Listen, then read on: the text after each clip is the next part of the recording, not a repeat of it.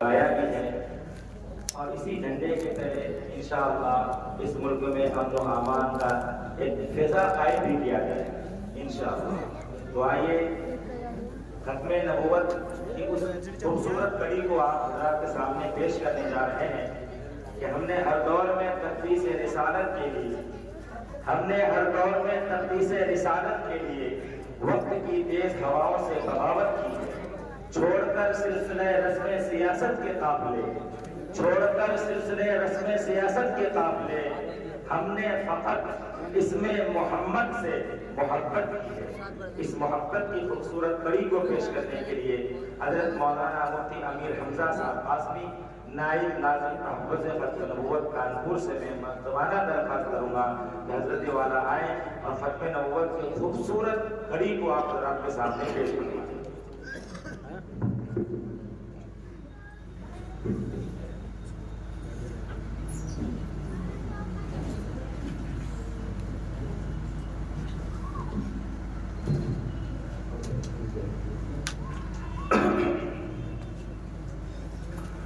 السلام علیکم ورحمۃ اللہ وبرکاتہ۔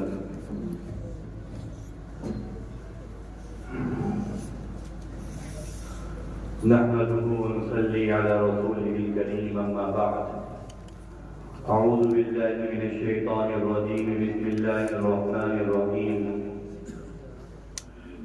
ما كان محمد ابا احد من رجالكم ولكن رسول الله وخاتم النبيين وكان الله بكل شيء عليما صدق الله العظيم۔ حضرات علماء کرام، بزرگوں، دوستوں اور عزیز طلبہ، پردہ نشین خواتین،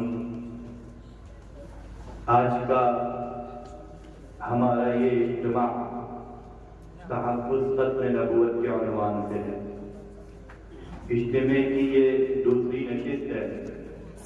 دوپہر میں پہلی نشست منعقد ہوئی تھی جو عمومی تھی، جس میں آپ کے سامنے کافی قیمتی باتیں آئیں۔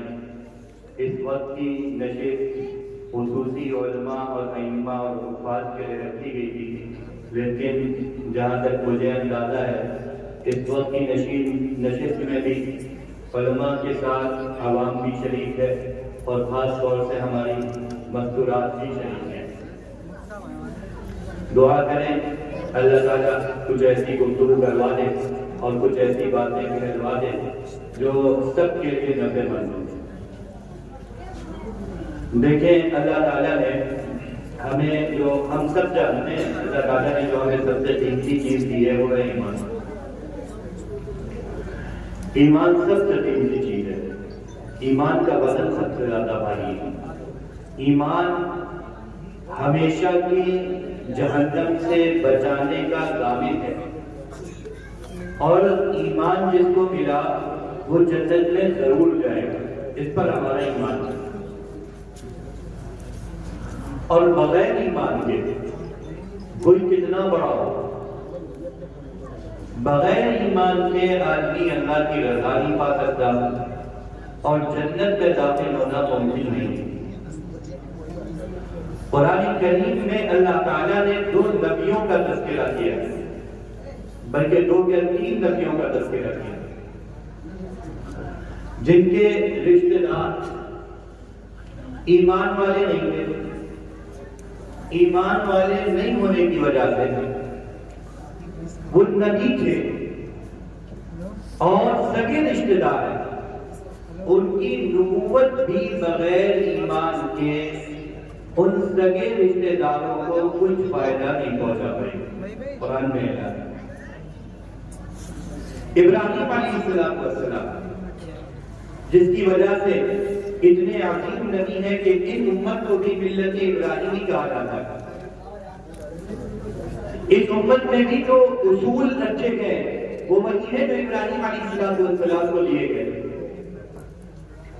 لیکن ہم سب جانتے ہیں ابراہیم علیہ السلام کے جو باپ تھے ایمان نہیں لائے، وہ بتوں کو بناتے تھے، بتوں کو بیچتے تھے۔ ابراہیم علیہ السلام نے ان کو دعوت دی، انہوں نے نہیں مانی۔ ابراہیم علیہ السلام کے پاس اس وقت کے مشرکوں کے بارے میں دعا کرنی ہے یا نہیں، اس کا حکم نہیں آیا تھا۔ تو ابراہیم علیہ السلام نے کہا کہ میں آپ کے لیے دعا کروں گا۔ تو اللہ تعالیٰ نے قرآن میں اس کا تذکرہ کیا، مَا كَانَ لِلنَّبِيِّ وَالَّذِينَ آمَنُوا أَن يَسْتَغْفِرُوا لِلْمُشْرِكِينَ وَلَوْ كَانُوا أُولِي قُرْبَىٰ مِن بَعْدِ مَا تَبَيَّنَ لَهُمْ أَنَّهُمْ أَصْحَابُ الْجَحِيمِ، کہ کسی نبی کے لیے اور ایمان والوں کے لیے یہ مناسب نہیں ہے کہ وہ مشرک کے لیے مغفرت کی دعا کرے۔ بخشوانا اور جنت پہ لے جانا یہ تو آگے کی بات ہے، اس کی بھی اجازت اور اس کی بھی گنجائش نہیں ہے کہ وہ جن کا خاتمہ شرک پر ہوا ہے، جن کا خاتمہ شرک پر ہوا ہے، ان کے لیے اپنی زبان کو ہلائیں، اس کی بھی اجازت نہیں دی جا رہی ہے۔ حضرت ابراہیم علیہ السلام جیسے حضرت نوح علیہ السلام کا بیٹا ہے، حضرت نوح کی بیوی ہے، حضرت نوح کی بیوی ہے، یہ بیوی ہونا، بیٹا ہونا، بالکل اس سے قریبی رشتہ کیا ہوگا؟ لیکن ان لوگوں نے ایمان کو قبول نہیں کیا۔ تو اللہ تعالیٰ نے حضرت نوح سے کہا تھا کہ اے نوح، آپ کشتی بنائیے، ایک عذاب آئے گا، ہم آپ کو اور آپ کے اہل کو اس عذاب سے بچائیں گے، آپ کو اور آپ کے اہل کو بچائیں گے۔ یہ اللہ نے حضرت نوح سے کہا تھا۔ حضرت نوح علیہ السلام نے دیکھا بیٹا ہے عذاب میں مبتلا ہو رہا ہے، یا بنی ارکب معنا ولا تکن مع الکافرین، اے بیٹے میرے ساتھ ہو جاؤ، کافروں کے ساتھ جاؤ۔ قال سآوی الی جبل یعصمنی من الماء، میں چڑھ جاؤں گا پہاڑ پر، بچا لے گا مجھے پانی سے، آپ کے ساتھ نہیں ہوں گا۔ لیکن ایک موج آئی اور باپ اور بیٹے کو جدا کر دیا، اور باپ بچ گئے اور بیٹا اس عذاب میں مبتلا ہو گیا۔ نوح علیہ السلام نے سوچا، اللہ تعالیٰ نے کہا تھا کہ وہ تو آپ کے اہل کو بچاؤں گا، اب اس عذاب سے نہیں تو آخرت کے عذاب سے بچ جائے، یہ سوچ کر کہ میرا بیٹا ہے میرا اہل، میں اس کے لیے دعا کروں۔ اللہ تعالیٰ نے کہا انہ لیس من اہلک، وہ آپ کے اہل میں سے نہیں ہے، آپ کے خاندان میں سے نہیں ہے۔ دیکھیے جو نبی کا اہل ہوتا ہے، ایک تو وہ ہوتے ہیں جو حقیقی رشتہ دار ہوتے ہیں، لیکن ایمانی اعتبار سے بعض علماء نے اہل کی تفسیر یہ کری ہے کہ ہر مومن تقی متقی آدمی یہ نبی کا اہل ہے، نبی کی آل ہے، ہر ایمان والا، اور جو مومن نہیں ہے وہ نبی کا بیٹا بھی ہو وہ اہل میں سے نہیں ہے۔ انہو لیس من اہلک، نکال دیا اللہ تعالیٰ نے حضرت نوح علیہ السلام کے بیٹے۔ نوح علیہ السلام ہے، لیکن ہم سب جانتے ہیں، ہم سب کے آقا سیدنا محمد رسول اللہ صلی اللہ علیہ وسلم، جن کے نام پر اور جن کے مقام پر آج کا یہ اجتماع ہے، حضور صلی اللہ علیہ وسلم کے چچا ہیں ابو طالب، حضور کے مددگار ہیں، معین ہیں، حضور صلی اللہ علیہ وسلم کے لیے جان دینے کے لیے قربان ہیں، اور ان کی وجہ سے کوئی شخص حضور صلی اللہ علیہ وسلم کو ٹچ نہیں کر سکتا، کسی کے اندر جرأت نہیں تھی، اتنا سپورٹ حاصل تھا چچا کا ابو طالب کا، اور محبت تھی۔ رسول اللہ صلی اللہ علیہ وسلم کی شان میں قصیدے کہے ابو طالب کی، لیکن ایمان نہیں لائے۔ ہم سب جانتے ہیں رسول اللہ صلی اللہ علیہ وسلم کی رسالت اور ختم نبوت سے ان کو آخرت میں نفع نہیں پہنچے گا، جہنم سے بچنے، عذاب میں خدمت ہونا یہ الگ بات ہے، لیکن جہنم عذاب ہلکا ہو جائے گا، لیکن جہنم سے نہیں بچ پائے گا، اور جنت میں نہیں جائے گا۔ جنت میں وہی جائے گا جو ایمان والا ہوگا، وہ ایمان اللہ تعالیٰ نے ہمیں دیا ہے۔ ہم سب نے یہ جانا کہ ایمان اتنا قیمتی ہے، اب سوال یہ ہوگا کہ ایمان کسے کہتے ہیں؟ یہ اتنی قیمتی چیز ہے، یہ کس چیز کا نام ہے؟ آگے سے کریں گے، ہم آواز لگاتے ہیں نا، بھائی ایمان کو بناؤ، ایمان کو بچاؤ، اللہ تعالیٰ نے ہمیں ایمان دیا ہے، اس ایمان کی حفاظت کرو، یہ ہماری آواز ہوتی ہے۔ تو سب سے پہلے یہ جاننے کی ضرورت ہے کہ ایمان نام کس چیز کا ہے، کیسے کسے ایمان؟ ہم عام طور پر جانتے ہیں کہ ایمان اسے کہتے ہیں جو ایمان مفصل میں بتایا جاتا ہے کہ ایمان لے آؤ اللہ پر، رسولوں پر، ملائکہ پر، کتب پر، آخرت پر، اچھی بری تقدیر پر، موت کے بعد اٹھائے جانے پر۔ بے شک یہ ایمان میں داخل ہونے کا دروازہ ہے، یہ ایمان کا عنوان ہے۔ جیسے نکاح ہوتا ہے نا، تو نکاح میں نکاح پوچھا جائے کس چیز کا نام ہے، کہا جائے گا دو گواہوں کی موجودگی میں ایجاب و قبول کا نام ہے۔ ایک کہے کہ میں نے تم سے نکاح کیا، لڑکی کہے میں نے تمہارا نکاح قبول، میں نے تم سے نکاح قبول کیا، میں نے تیرے ایجاب کو قبول کیا، نکاح ہو گیا۔ لیکن ہم سب جانتے ہیں نکاح کا یہ عنوان ہے، یہاں سے نکاح کا آغاز ہوتا ہے۔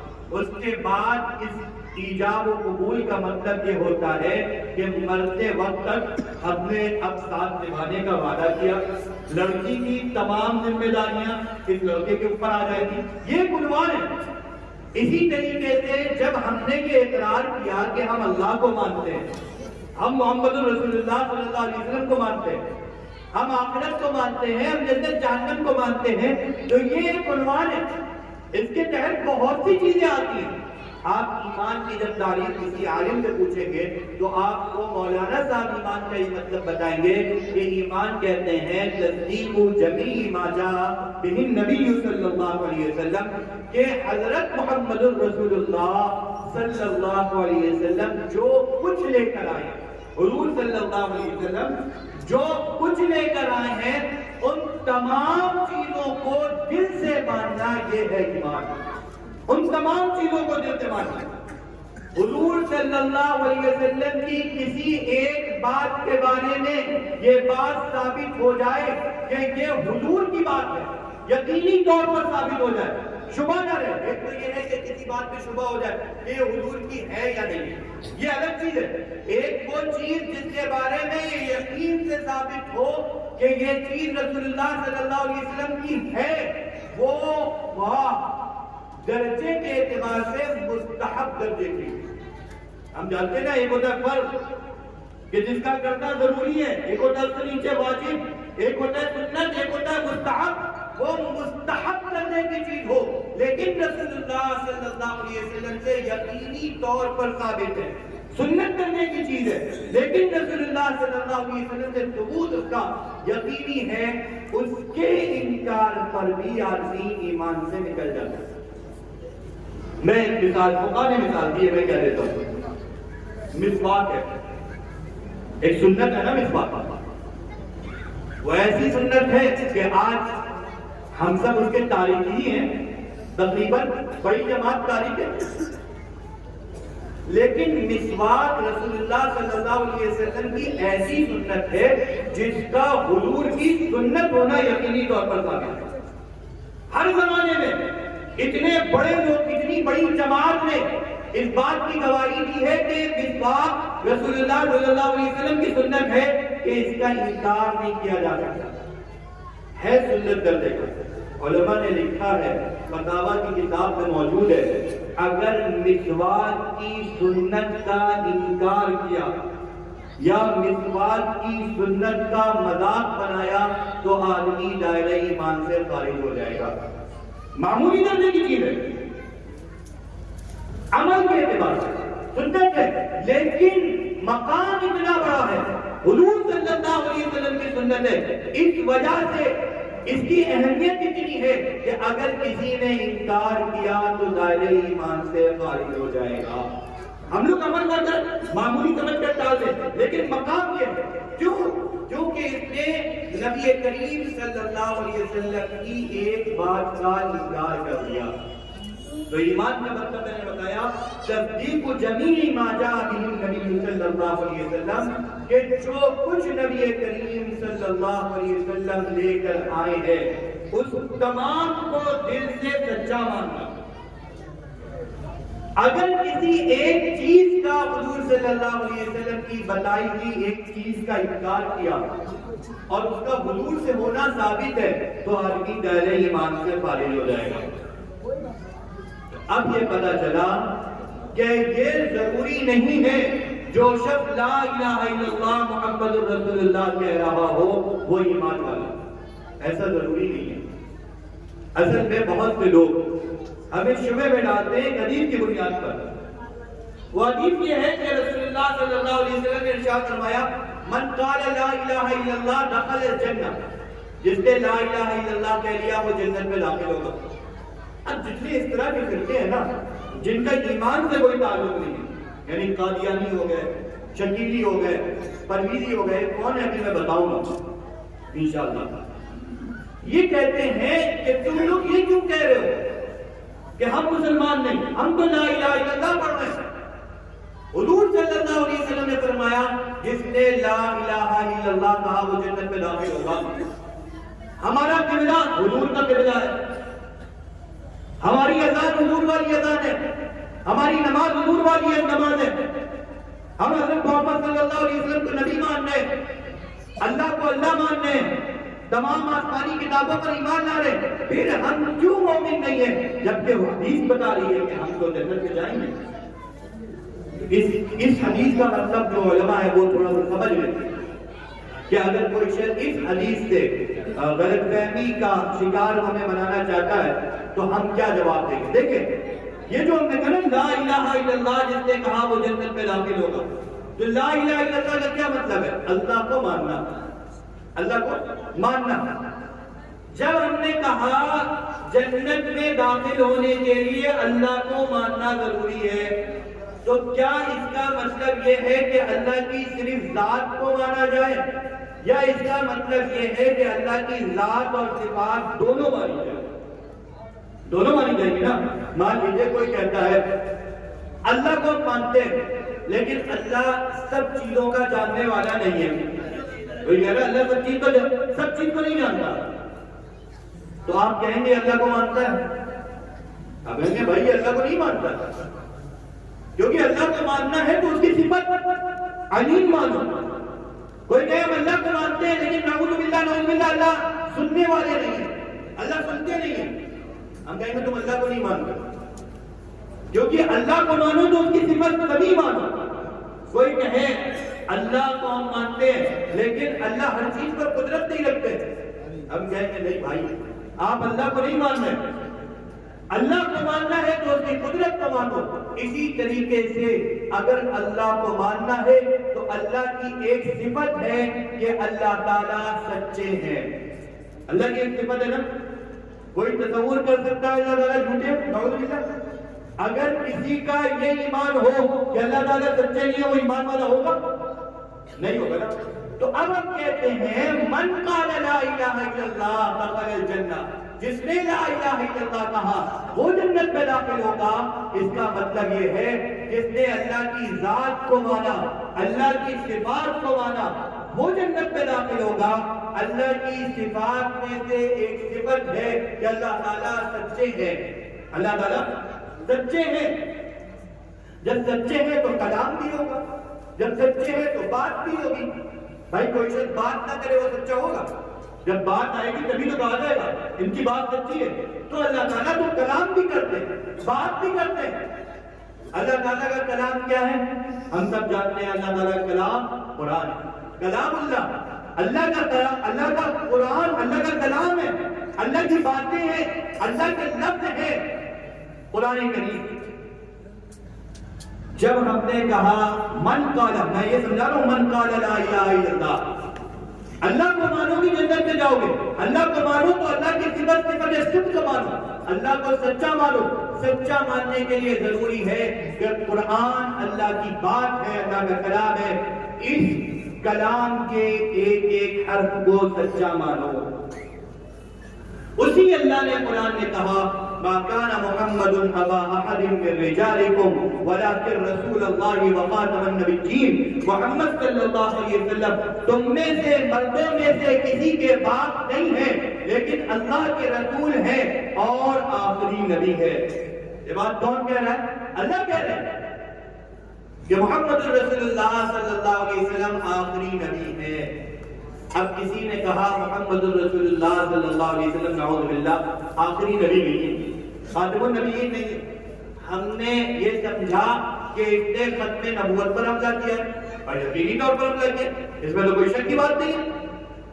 لیکن اس نے صرف ختم نبوت پر حملہ نہیں کیا، حضور صلی اللہ علیہ وسلم کی ذات پر صرف حملہ نہیں ہوا ہے، یہ حملہ جتنا رسول اللہ صلی اللہ علیہ وسلم کی ذات پر ہے اتنا ہی یہ حملہ اللہ تعالیٰ کی صفات پر ہے۔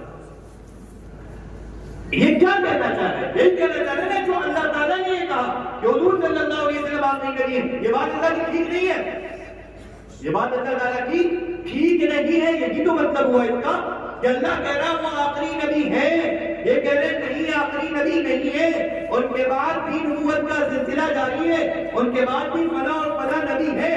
تو کیا کہنا چاہ رہے ہیں؟ اللہ کی بات سچی نہیں ہے، نعوذ باللہ اللہ کی بات غلط ہے۔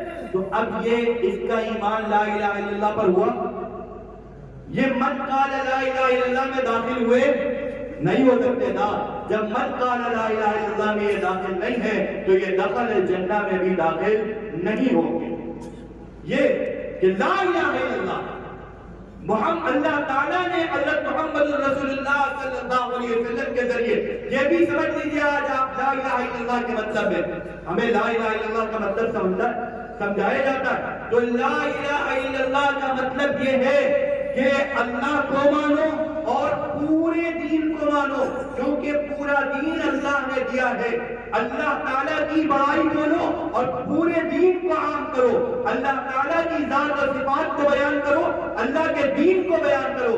اللہ تعالیٰ پر اگر کوئی اعتراض کرے اس کے اعتراض کو جواب دو، اور اگر اللہ کے دین پر کوئی اعتراض کرے اس کے بھی ہمیں جواب دینا ہے، تبھی ہم صحیح مانیں گے، لا الہ الا اللہ کے علم بردار ہوں گے۔ لا الہ الا اللہ کی دعوت ہے، ہم دین کی کسی بھی چیز کی دعوت دے رہے ہیں، ہم لا الہ الا اللہ کی دعوت دے رہے ہیں۔ آج ہمارے بہت سے ساتھیوں کو یہ غلط فہمی ہو جاتی ہے کہ ہم کو کلمے کو عام کرنا چاہیے۔ آپ دین کا فلاں شعبے میں جو گفتگو کر رہے ہیں، جب ہم دین کے کسی بھی شعبے پہ گفتگو کر رہے ہیں، کسی بھی شعبے پہ گفتگو کر رہے ہیں، وہ دین کا شعبہ ہے تو ہم لا الہ الا اللہ کی دعوت دے رہے ہیں۔ وہ دین تو دیا اللہ تعالیٰ نے۔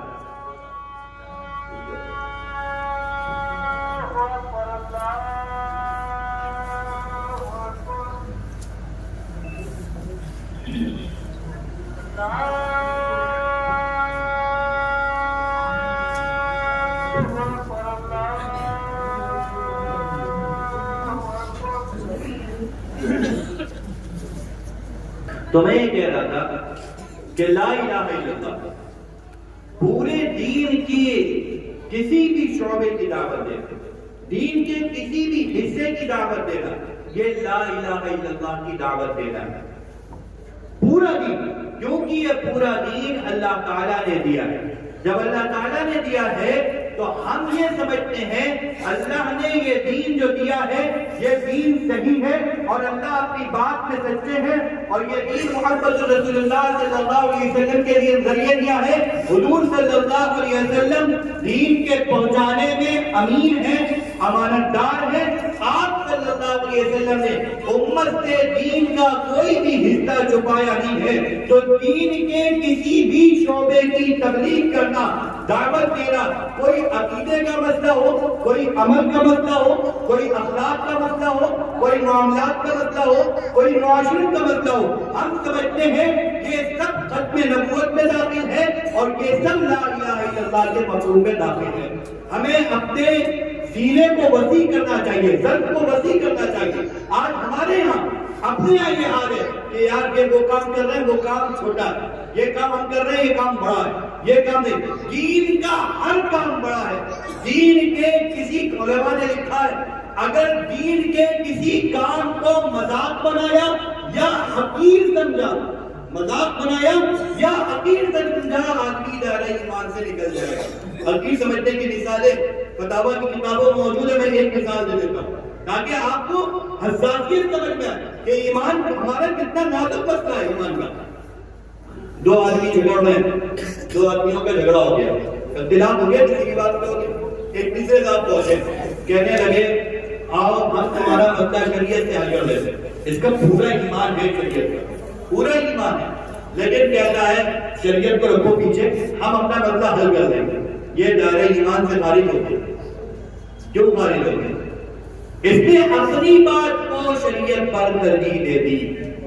یہ نازک مسئلہ ہے۔ تو میں یہ کہہ رہا تھا پورا دین ہمیں اس کی دعوت بھی دینی ہے اور اس کی حفاظت بھی کرنی ہے. یہ لا الہ الا اللہ میں داخل ہے. اسی طرح سے یہ ختم نبوت میں بھی داخل ہے.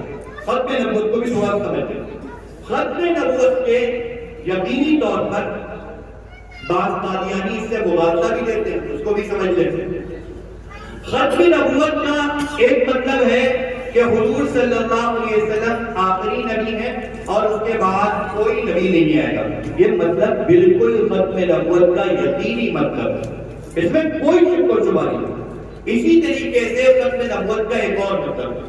ختم نبوت ایک ہے, اسے کہتے ہیں ختم نبوت زمانی. ختم نبوت زمانی, ایک بات میرے ساتھ بول لیں, ختم نبوت زمانی. اس کا مطلب ہے کہ حضور صلی اللہ علیہ وسلم کے بعد کوئی نیا نبی نہیں آئے گا. ایک ہے ختم نبوت رتبی, جسے کہتے ہیں مرتبے کی ختم نبوت. ختم نبوت رتبی کیا چیز ہے؟ اس کا مطلب یہ ہے کہ اللہ تعالیٰ نے جتنے کمالات انبیاء کرام علیہ السلام کو دیے تھے. نبوت کیا ہے؟ نبوت ہے کمال کی انتہا کا نام. نبوت کا مطلب ہے کمالات کی انتہا. دیکھیں اس دنیا میں جو کمالات ہیں ان کمالات میں سب سے اعلیٰ کمال علم کا. اس دنیا میں جتنے کمالات ہیں اس کمالات میں سب سے اعلیٰ کمال جو ہے وہ علم کا. یہی علم تھا جس کی وجہ سے حضرت آدم کو فرشتوں پر فضیلت دی گئی تھی. وَعَلَّمَ آدَمَ الْأَسْمَاءَ, آدم علیہ السلام کو اسماء کا علم دیا گیا, اس کی وجہ سے فضیلت ظاہر ہوئی. تو کمالات میں سب سے اعلیٰ کمال ہے علم کا, اور علم کا سب سے اعلیٰ درجہ ہے نبوت. علم کا سب سے اعلیٰ درجہ نبوت. دیکھیں کیوں؟ دیکھیں ایک ہے علم حاصل کرنا جائے اپنے ذرائع سے, اپنے ذرائع سے مطلب اپنی عقل سے, اپنے ہاتھ سے محسوس, جسے حواس سے خمسہ کہتے ہیں. حواس سے خمسہ سے علم حاصل کیا جائے, عقل سے علم حاصل کیا جائے, پڑھ لکھ کر علم حاصل کیا جائے, یہ علم ہے, کمال ہے. لیکن ایک یہ ہے کہ علم اللہ تعالیٰ نے. ظاہر ہے یہ جو بندہ اپنی عقل کے ذریعے علم حاصل کر رہا ہے, یہ علم اللہ کے علم کا مقابلہ نہیں کر سکتا. نبوت کا مطلب ہے وہ علوم جو اللہ تعالیٰ براہ راست دے رہے ہیں, یہ وہ نبوت. اسی لیے حضرت علی رضی اللہ عنہ کی طرف ایک منسوب مقولہ ہے کہ جہاں پر عقل کی انتہا ہوتی ہے وہاں سے وحی کی ابتدا ہوتی ہے. عقل جہاں پر کام کرنا چھوڑ دیتی ہے. میں اس کو مثال سے سمجھا دیتا ہوں. جیسے ہم اس دنیا میں عقل کے ذریعے یہ جان سکتے ہیں کہ اللہ ہے, کیونکہ ہر بنی ہوئی چیز کا کوئی بنانے والا ہوتا ہے. یہ تمام چیزیں بنی ہوئی ہیں, اس کا کوئی بنانے والا ہے. اس سے بنانے والے کو اللہ کہتے ہیں کہ ہم عقل سے جانیں. خالص عقلی بنتا ہے اللہ کو پہچاننا. لیکن اس اللہ نے ہمیں کیوں بنایا ہے بھائی؟ کیا کرتا ہے؟ کون سی چیز کرنی ہے, کون سی چیز نہیں کرنی ہے, یہ چیز ہم عقل سے نہیں جان سکتے. اور یہی سے وحی کا آغاز ہوتا ہے. وحی کے ذریعے اللہ تعالیٰ بتاتے ہیں تمہیں یہ کرنا ہے, یہ کرنا ہے, یہ کرنا ہے. تو نبوت کے کمالات کی انتہا ہے, کیونکہ کمالات میں سب سے اعلیٰ درجہ ہے کمال کا علم کا, اور علم کا جو سب سے اعلیٰ درجہ ہے وہ نبوت ہے. ختم نبوت کا مطلب یہ ہے کہ اللہ تعالیٰ نے جو کمالات تمام انبیاء کرام علیہ السلام کو دیے تھے, ان تمام کمالات کو حضرت محمد الرسول اللہ صلی اللہ علیہ وسلم پر ختم کر دیا ہے. بلکہ ختم نبوت کا ایک مطلب حضرت مولانا قاسم نانوتوی رحمۃ اللہ علیہ نے یہ بھی لکھا ہے کہ ختم نبوت کا مطلب یہ ہے کہ محمد الرسول اللہ صلی اللہ علیہ وسلم پر اللہ تعالیٰ نے اصلاً کمالات عطا کی ہیں محمد رسول اللہ صلی اللہ علیہ وسلم کو, اور محمد رسول اللہ صلی اللہ علیہ وسلم کے واسطے سے اللہ تعالیٰ نے تمام انبیاء کرام علیہ السلام کو کمالات دیے. حسن اس میں سب سے اعلیٰ مقام محمد رسول اللہ صلی اللہ علیہ وسلم کو ہے, اور حسن یوسف یہ محمد رسول اللہ صلی اللہ علیہ وسلم کے حسن کا صدقہ ہے. جتنے انبیاء کو جو چیز ملی ہے وہ محمد رسول اللہ صلی اللہ علیہ وسلم کے صدقے میں ملی ہے. تو ختم نبوت کا ایک مرتبی مطلب یہ ہے کہ حضور صلی اللہ علیہ وسلم پر تمام کمالات کی انتہا ہے. آپ کے بعد کچھ نہیں, آپ کے بعد کچھ نہیں, سب چیز کی انتہا کر دی. یہ ایک مطلب ہے. اور ایک مطلب وہ بھی ہے قادیانی حضرات یہ کہتے ہیں ختم نبوت کا مطلب یہ ہے کمالات کی انتہا کہ اللہ تعالیٰ نے، ہم بھی یہ کہتے ہیں کمالات کی انتہا، ہم بھی کہتے ہیں، ہم یہ نہیں کہتے کہ کمالات کی انتہا کسی اور پر ہے، ہم بھی یہی کہتے ہیں، لیکن قادیانی کہتے ہیں صرف یہی مطلب ہے۔ یہ اختلافات جو ہوتے ہیں نا عام طور پر صرف پر ہوتے ہیں، ہم کہتے ہیں یہ بھی مطلب ہے، وہ کہتے ہیں نہیں صرف یہی مطلب ہے۔ بھائی جتنی بھی دین میں چیزیں داخل ہیں ان میں کسی ایک چیز پر صرف نہ کہا جائے، بھی کہا جائے، جتنی چیزیں ہیں ان میں کہا جائے یہ بھی ہے، یہ بھی ہے، یہ بھی ہے، یہ دین کو ماننے والا۔ ایک مطلب کو لے کر کہا صرف یہی مطلب ہے ختم نبوت کا، ہم نے کہا نہیں صرف یہی مطلب نہیں ہے۔ اچھا اگر صرف یہی مطلب لیا جائے، اگر صرف یہی مطلب لیا جائے تب بھی یہ ثابت ہوگا کہ محمد رسول اللہ صلی اللہ علیہ وسلم کے بعد کوئی نیا نبی نہیں آئے گا۔ کیسے؟ دیکھیے سب سے حضور صلی اللہ علیہ وسلم سب سے اعلیٰ ہے، جو قادیانی کہتے ہیں ختم نبوت کا مطلب یہ ہے حضور سب سے اعلیٰ ہے۔ تو اللہ تعالیٰ نے حضور صلی اللہ علیہ وسلم اعلیٰ ہے تو اللہ حضور کو جو چیز دے گا وہ چیز بھی سب سے اعلیٰ ہوگا، حضور کو جو دین دے گا وہ دین بھی سب سے اعلیٰ ہوگا نا، حضور سب سے اعلیٰ، تو اللہ تعالیٰ حضور کو جو دین دیں گے وہ اعلیٰ ہوگا یا اعلیٰ ہوگا نا، سب سے اعلیٰ ہوگا۔ اللہ تعالیٰ نے قرآن میں کہا مَا نَنسَخْ مِنْ آیَةٍ أَوْ نُنْسِهَا نَأْتِ بِخَيْرٍ مِنْهَا أَوْ مِثْلِهَا، کہ ہم کسی حکم شرعی کو جب ختم کرتے ہیں، اللہ تعالیٰ نے انبیاء کرام علیہ السلام کو پہلے کوئی حکم شرعی دیا تھا، جیسے یعقوب علیہ السلام کے زمانے میں 2 سگی بہنوں سے نکاح ایک وقت میں جائز تھا، اس امت میں جائز۔ اسی طریقے سے حضرت یوسف علیہ السلام کے زمانے میں سجدہ تعظیمی جائز تھا، اس امت میں جائز نہیں ہے۔ آدم علیہ السلام کے زمانے میں بھائی بہن کا نکاح جائز تھا، اگر نہیں ہوتا امت نسل آگے چلی نہیں سکتی تھی، اس امت میں اس کے بعد وہ چیز حرام کر دی گئی۔ تو اللہ تعالیٰ نے شریعت کو تدریجاً نازل کیا ہے انبیاء کرام علیہ السلام پر، پہلے بہت سی چیزوں کو اتارتے ہیں پھر ختم کر دیتے ہیں، لیکن قرآن میں اللہ نے کہا جب ہم کسی حکم شرعی کو ختم کرتے ہیں تو اس جیسا لاتے ہیں یا اس سے بہتر دیتے ہیں۔ جب کوئی حکم شرعی ختم ہوتا ہے تو اب جو دوسرا حکم آتا ہے، جو دوسری دین کی بات آتی ہے، وہ دین کی بات کم از کم درجے میں اس جیسی ہوگی، ورنہ اس سے اعلیٰ ہوگی، اس سے نیچے ہونے کا کوئی سوال نہیں، یہ قرآن کہتا ہے۔ اب آپ سمجھ لیجیے حضور صلی اللہ علیہ وسلم نعوذ باللہ اگر آخری نبی نہیں ہے تو اس کا مطلب یہ ہے کوئی اور نبی آئے گا۔ جب کوئی اور نبی آئے گا تو وہ حضور کی شریعت کو منسوخ کرے گا، ختم کرے گا نا، اب وہ نئی شریعت لائے گا نا، جب کوئی نبی آئے گا وہ نئی شریعت لائے گا۔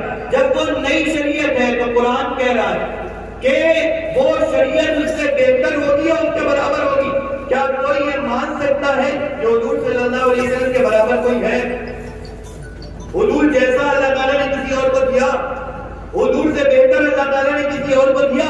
اگر جو قادیانی مطلب مراد لیتے ہیں صرف وہی مطلب لیا جائے تب بھی لازمی طور پر یہ بات ثابت ہوگی کہ حضور صلی اللہ علیہ وسلم کے بعد کوئی نبی نہیں آئے گا، لازمی طور پر، کیونکہ اگر آئے گا تو حضور صلی اللہ علیہ وسلم پر کمالات کی انتہا نہیں ہوگی، کمالات کی انتہا اس بعد والے نبی پر ہوگی۔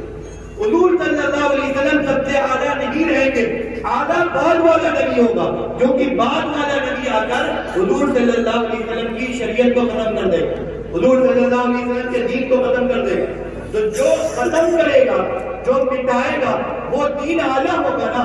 ہم کہتے ہیں محمد رسول اللہ صلی اللہ علیہ وسلم کا دین سب سے اعلیٰ ہے، تو اس کا بھی یہ مطلب ہے حضور صلی اللہ علیہ وسلم کے بعد کوئی نبی نہیں آئے گا۔ بات سمجھ میں آ رہی ہے؟ کوئی مشکل تو بات نہیں ہے بھائی۔ اگر یہ مانا جائے تو قادیانیوں کا پروپیگنڈا ہے کہ ختم نبوت کا مطلب ہے، یہ ختم نبوت کا مطلب ہے حضور صلی اللہ علیہ وسلم سب سے اعلیٰ نبی ہے، تو ہم کہتے ہیں اعلیٰ نبی ماننے کا لازمی تقاضا یہ ہے کہ حضور صلی اللہ علیہ وسلم کے بعد کوئی نبی نہ آئے۔ اگر حضور صلی اللہ علیہ وسلم کے بعد کوئی نبی آئے گا تو حضور صلی اللہ علیہ وسلم کی نبوت اعلیٰ نہیں رہے گی۔ پھر میرے آقا صلی اللہ علیہ وسلم صرف نبی نہیں ہے بلکہ نبی الانبیاء ہے۔ میرے آقا صلی اللہ علیہ وسلم صرف نبی نہیں ہے بلکہ کیا ہے؟ نبی الانبیاء ہے۔ تمام انبیاء کے نبی ہیں۔ قرآن کریم میں اللہ تعالیٰ نے نبیوں سے، اللہ تعالیٰ نے قرآن میں اعلان کیا ہے کہ عالم ارواح میں اللہ نے 2 وعدے دیے تھے۔ ایک وعدہ تمام عوام سے لیا تھا، الستو بربکم، کیا میں تمہارا رب نہیں ہوں؟ ہر ایک سے وعدہ لیا تھا۔ ایک وعدہ خاص نبیوں سے لیا تھا، خاص نبیوں سے لیا تھا۔ وہ وعدہ خاص نبیوں سے یہ لیا تھا کہ اگر تم جاؤ گے جب، تو تمہارے پاس اگر وہ نبی آ جائے جو مصدقا لما معکم، جو تصدیق کرنے والے ہو اس چیز کی جو تمہارے ساتھ ہو، قرآن کہتا ہے لتؤمنن بہ، تم ان پر ایمان لانا۔ انبیاء سے کہہ رہے ہیں تمہیں محمد رسول اللہ صلی اللہ علیہ وسلم پر ایمان لانا ہے اور ان کی مدد کرنا ہے۔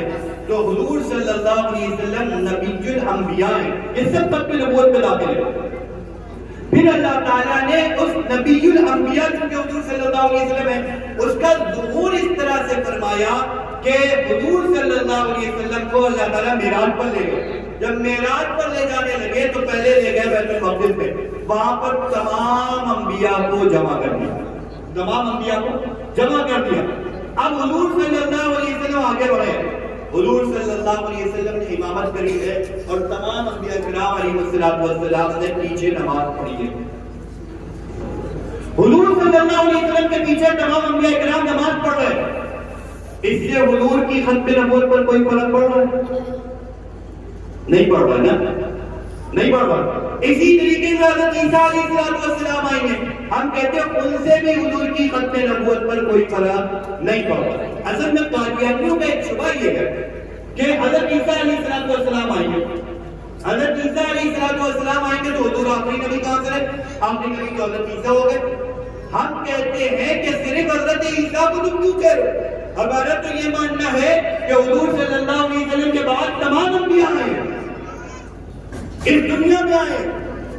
حضور صلی اللہ علیہ وسلم نے جاگتے جسم کے ساتھ معراج کی، آئے ہیں یا نہیں آئے بھائی تمام انبیاء؟ بیت المقدس میں تمام انبیاء جمع ہوئے یا نہیں ہوئے؟ ختم نبوت کا پھر کیا مطلب ہے؟ ختم نبوت کا مطلب یہ ہے حضور صلی اللہ علیہ وسلم کے بعد کوئی نیا نبی نہیں آئے گا۔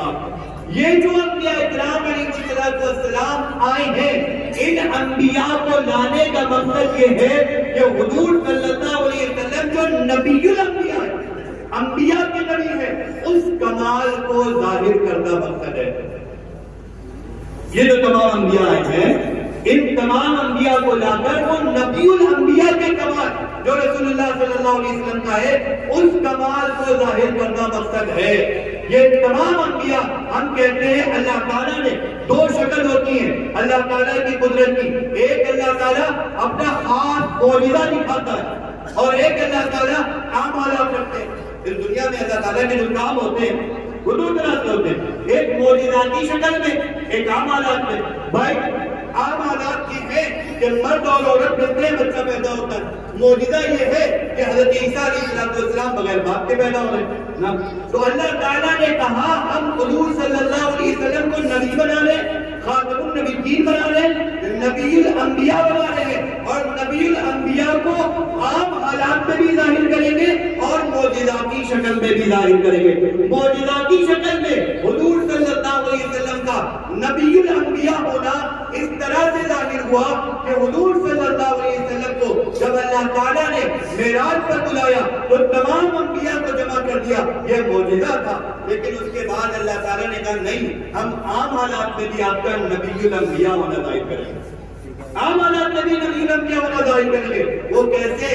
اللہ تعالیٰ نے جتنے نبی بھیجے تھے ان تمام نبیوں میں حضور سے پہلے آخری نبی جو تھے وہ حضرت عیسیٰ تھے۔ حضور صلی اللہ علیہ وسلم سے پہلے جو آخری نبی تھے وہ حضرت عیسیٰ علیہ السلام تھے۔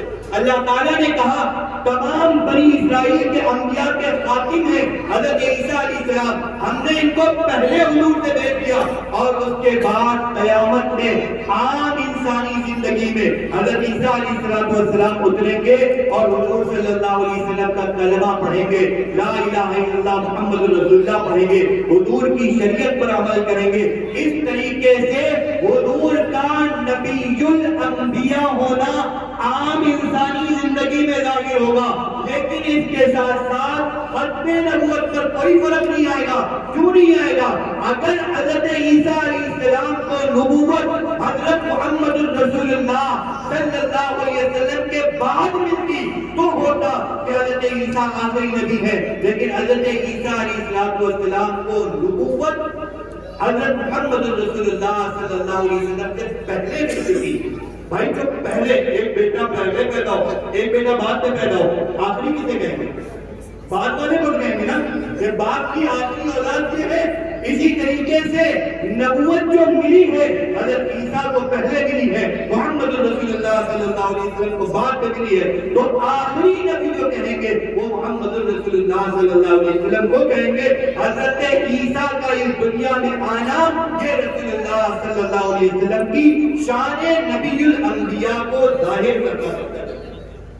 سمجھ میں آ رہی ہوگی میرے خیال میں، ہے تو علمی بات ہے، لیکن اگر کوئی ایسی مشکل نہیں ہوتی کہ اگر عام زبان میں سمجھایا جائے تو انشاءاللہ ہر بات سمجھ میں آئے گی۔ یہ اللہ تعالیٰ نے دین ہمارے لیے دیا ہے، ہم دین کے ہر چیز کو سمجھیں گے، بس سمجھانے والے کو انداز آنا چاہیے اور سمجھنے والے کے اندر جذبہ ہونا چاہیے۔ اگر آپ کا جذبہ ہوگا تو انشاءاللہ ہر بات سمجھ میں آئے گی۔ یہاں پر ایک بات سن کر اور سمجھ لیں، قادیانیوں کے میں ملفظ نہیں، ایک تو میں ختم نبوت کی وضاحت کر رہا ہوں، ساتھ ساتھ قادیانیوں کے جو اعتراضات ہیں اس کے بھی جواب دے رہا ہوں۔ یہاں پر ایک بات سمجھ لیں، قادیانی ایک اعتراض اور کرتے ہیں، اعتراض یہ کرتے ہیں، بہت مارکیٹ میں عنوان جو آتا ہے وہ بہت پیارا ہوتا ہے، اسی کو دیکھ کر آدمی بگڑ جاتا ہے، لپک جاتا ہے، کہتے ہیں یہ بتاؤ نبوت رحمت ہے یا زحمت؟ قادیانی کہتے ہیں نبوت رحمت ہے یا زحمت؟ آدمی کہتا ہے نبوت تو کوئی زحمت کہہ سکتا ہے؟ نبوت تو رحمت ہی، سراپا رحمت ہے نبوت۔ کہتے ہیں رحمت کو جاری ہونا چاہیے یا نہیں ہونا چاہیے؟ قادیانی والسلام، رحمت کو جاری ہونا چاہیے یا نہیں ہونا چاہیے؟ تو بڑی ظاہر رحمت کو جاری ہونا چاہیے، رحمت ہے تو اس کو عام ہونا چاہیے، جاری ہونا چاہیے۔ اس کے کئی جوابات ہیں اس کے، لیکن ایک جواب تو یہ ہے بھائی رحمت تو ذریعہ، لیکن پیسے نوٹ رحمت ہے یا نہیں؟ رحمت ہے نہیں، کسی کے پاس پیسے آ رہے ہیں رحمت ہے؟ تو بھائی پیسے جب نوٹ کا ہونا رحمت ہے تو ایک نوٹ سرکار بنا رہی ہے، کیوں نہ ایک نوٹ ہم بھی بنانے لگے؟ رحمت ہے، اس لیے اس کو جاری ہونا چاہیے، زیادہ ہونا چاہیے، عام ہونا چاہیے، ہمیں حق حاصل۔ بھائی رحمت تو ہے یہ نوٹ، لیکن وہی نوٹ